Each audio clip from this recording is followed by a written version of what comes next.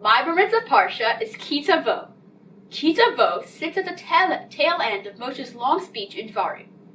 Moshe's speech until this point has been a collection of historical events, requests, and new mitzvot. Kitavo mostly follows this pattern. For example, the historical defeat of Og and Sichon, request to follow God, and a new mitzvah called Bikurim. And then the tone changes with a section of brachot and kolot, blessings and curses. This begs the question, what purpose do they serve? Helpfully, the answer is found in the next line after the kolot. Ele divrei habrit, asher tziva Adonai et Moshe, lecharot et bnei Israel be'eretz Moav, v'levad habrit, asher kratitam b'chorev. These are the terms of the covenant which the Lord commanded Moshe to conclude with the Israelites in the land of Moab, in addition to the covenant which he had made with them in Horeb. All of Deuteronomy until now has been a covenant, a formal treaty between Hashem and Bnei Israel. You might wonder, what are brachot kolot doing in a covenant? Fortunately, we have a contemporary example. In 1275 BCE, Egyptian Pharaoh Ramses II, this guy, fought the Hittite king Muwatalus, this guy, in the famous Battle of Kadesh. It's famous because we found both the Egyptian and Hittite copy of the resulting treaty. The Kadesh Treaty is one of the earliest archaeological found examples of a covenant and gives us some insight into the structure of ancient treaties. Similar to our covenant, the Kadesh Treaty has historical context, requests, and a final statement of blessings and curses. In the Kadesh Treaty, the blessings and curses are the enforcement mechanism. If you follow the treaty, you will be blessed by the gods, and if you don't, you will be cursed by them. So Sefer Devarim is a covenant, a treaty between God and Bnei Israel, and the brachot and kolot are simply the enforcement mechanism. Funny enough, my brother's bar mitzvah parsha, the Chukatai, also has blessings and curses. Not surprisingly, his parsha is also in the context of a covenant. In fact, Kitavo's covenant is a repeat of Bechukatai's. It makes sense that after 40 years, Moshe felt the need to repeat the covenant to a new generation of people. What makes less sense, however, is that while the brachot and kolot in both covenants share many qualities, they are distinctly different. For one thing, there are whole paragraphs that are in one but not the other. If one covenant is a repeat of the other, and as we have shown above, the blessings and curses are a key point of covenants, why are they so different here? One of the more subtle differences, however, offers deeper insight. In our parsha it states, "Vayushamecha asher al rishcha nechoshet v'ha'aretz asher tachtecha barzel." The skies above your head shall be copper, and the earth under you iron. In Bechukatai, "V'shavarti et gaon uzechem, v'natati et shmechem kabarzel ve'et artechem kinechosha." And I will break your proud glory. I'll make your skies like iron and your earth like copper. They sound very similar, but you might have noticed that the order of the metals is reversed. In Kitavot, the skies are copper and the earth iron, but in Bechukatai, the skies are iron and the earth copper. Both are not conducive to agriculture. The difference has not escaped Rashi. He points out that the order in Dvarim is more merciful than that in Vayikra. For your information, copper sweats and iron does not. So if you had to choose, it would be smart to have copper on top and iron below. Rashi makes the point to say that it is still a curse, just slightly less. Rashi attributes this difference to the fact that in my parsha, Moshe is paraphrasing the covenant in his own words, but in my brother's parsha, it's God's words. Furthermore, Bechukatai is in first person and Kitavo is in third person. In Bechukatai, God is talking, and in Kitavo, Moshe is. So as we have learned, the blessings and curses are part of the formal covenant, and this second repetition of it is Moshe's interpretation of the original at Har Sinai. This brings us to the most interesting difference between the two. In Bechukatai, redemption is baked in. If Bnei Israel sin, they will get punished, but if, or when they do tshuva, they will be redeemed. Kitavo makes no such assumptions. We are to assume that the covenant environment is terminal, and that when it is breached, there is no going back. Has Moshe given up on redemption in the past 40 years? Remember, this is Moshe's version of the covenant. Well, I don't think he did. In next week's parsha, Nitzavim, Moshe gives us a window into his thoughts. V'haya ki yavou alecha kol dvarim ha'ela ha'bracha v'kala asher natati lefanecha. Shavta ad Adonai Elohecha v'shamata b'kolo b'chol asher anachim ticha hayom ata uvanecha b'chol levacha v'chol nefshecha. V'shav Adonai Elohecha et shivutcha v'richamecha. When all these things befall you, the blessing and the curse that I have set before you, and you return to the Lord your God, and you and your children heed his command with all your heart and soul, just as I enjoin upon you this day, then the Lord your God will restore your fortunes and take you back in love. So Moshe did not give up on redemption after all, but a couple of interesting things stand out. First, Moshe starts with, when all these things befall you. That is, he is assuming that Bnei Israel will sin and the Brachot Kolot will indeed come true. Both covenants start with an if. If you follow the rules, good things will come, and if you don't, bad things will come. That is, after all, the purpose of a covenant. It could be that Moshe, being a prophet, knows the future and he knows that the people will sin. It could also be that he spent 40 years in the desert with these stiff-necked people and simply knows his audience. Either way, he treats the blessings and, more importantly, the curses as historical facts. Interesting thing number 2.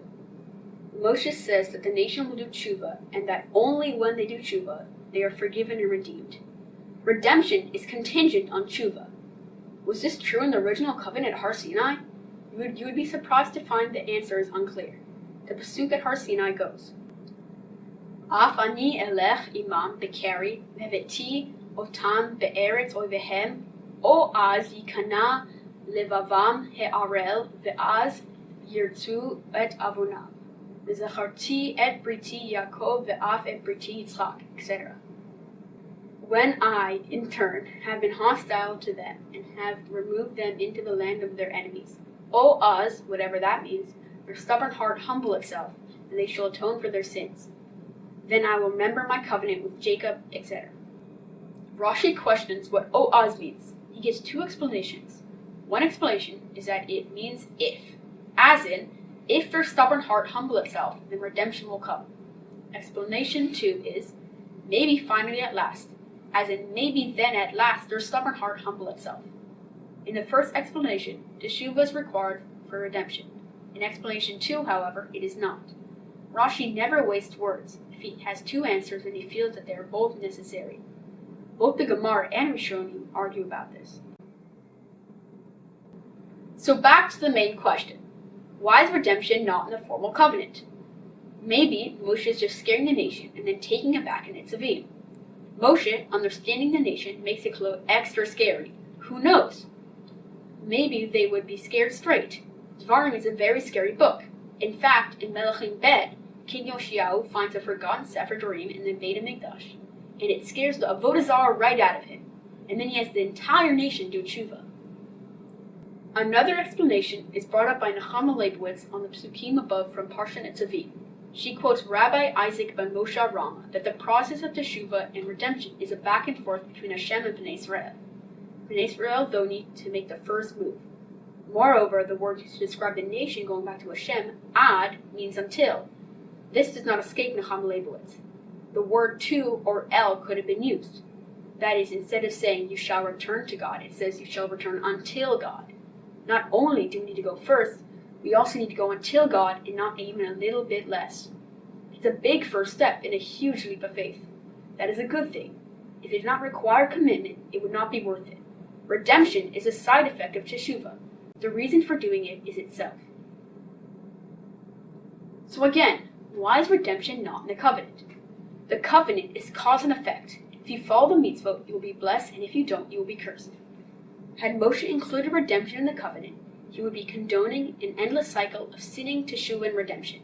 That is the opposite of what Moshe wants people to do. Moshe does not think of teshuva as cause and effect. To do tshuva, one has to want to do tshuva with all one's heart and soul, and for nothing more than the sake of teshuva itself. Teshuva is not about being redeemed, it's about tshuva. Teshuva is its own reward. Let me finish by proposing that it is also its own source of comfort. My name, Menachem, means the comforter. I think Moshe was comforted by the knowledge that though Bnei Israel were doomed to sin, they were also destined to do tshuva. Moshe, similar to us, knows the outcome of the story. The brachot will come true starting in Sefer Yeshua, the klot will come true after the destruction of the Beit HaMikdash, and so will the redemption. Moshe knows this because he's a prophet, and we know it because we've read the Tanakh. Moshe mentions the redemption one more time in Sefer Devarim. Back in Parsha Vet Chanan, Moshe talks about redemption in a very similar way to what we discussed above. I think that the following stands out. In the depths of Galut, in the pit of despair, at the end of our road, Moshe claims we will Vikashtem misham et Adonai Elohecha umatzata ki tidrashenu b'chol lebavcha v'chol nafshecha. but you will search there for your Lord your God, and you will find him, because you seek him with all your heart and soul. Many years later, another prophet, living out the worst of the Kolot, recalls Moshe's prophecy and finds comfort in it. After the first Babylonian exile, Yirmiyahu sends out a letter to those people in exile. He tells them to settle, have children, and not to give up hope, because redemption will arrive. Paraphrasing Moshe, he says, "Uvikashtem oti umtzatem, ki tidrashuni b'chol levavchem." You will search for me and find me, because you seek me with all your heart. Rosh Hashanah, the time for Teshuvah, comes in 2 weeks. For many of us, the typical way of celebrating the holiday has been disrupted. May we all find comfort that no matter how few people are present or how short davening is, we can still seek God with all our hearts and souls. B'chol levacha b'chol nafshecha.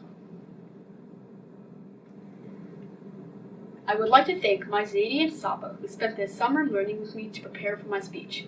My Saba specifically taught me that the action of learning is its own reward, even if there's a 99.9% chance I'll forget everything in 40 years.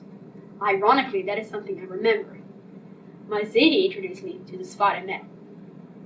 I also like to thank my teachers at OHS for encouraging me to always be better, especially Ms. Daniels, my advisor, who encouraged me to join Splash. I thank all my friends and extended family for joining me today. I also would like to thank CBI and OHS for co-hosting my bar mitzvah. I would like to thank my siblings for having a laugh with me from time to time. And most importantly, my parents. My Ima for organizing everything behind the scenes, and my Abba for teaching me how to read Torah and Haftorah and helping me write my speech.